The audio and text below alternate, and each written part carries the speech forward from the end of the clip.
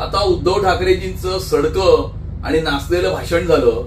हिंदुत्व सोडल्यानंतर गर्दी कशी कमी होते याचं एक उत्कृष्ट उदाहरण आणि दृश्य आज शिवाजी पार्क वरती महाराष्ट्राच्या जनतेने पाहिलेलं आहे. आणि आपल्या वडिलांकडनं आपण हिंदुत्वाचे धडे घेतले नाहीत म्हणून तुमची ही अवस्था झालेली आहे. नाहीतर तुम्ही स्वतः मुख्यमंत्री असताना तुमच्या 54 पैकी 44 आमदार तुम्हाला सोडून गेले नसते.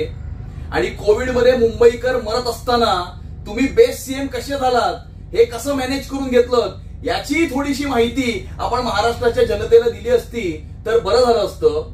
उद्धव ठाकरेजी तुमच्या प्रचार फेऱ्यांमध्ये पाकिस्तानचे झेंडे फडकले होते. तुमच्या उमेदवाराबरोबर बॉम्बस्फोटाचा आरोपी प्रचार करत होता.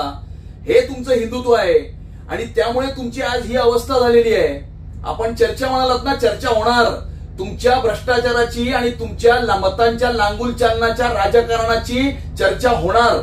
मुंबईच्या नाक्या नाक्यावर मुंबईच्या कट्ट्या कट्ट्यावरती चर्चा होणार आणि तुमचा भ्रष्टाचाराचा आणि आतंकवादाचा आणि मतांच्या लांगुल चालनाच्या रावणाचं दहन होणार म्हणजे होणार.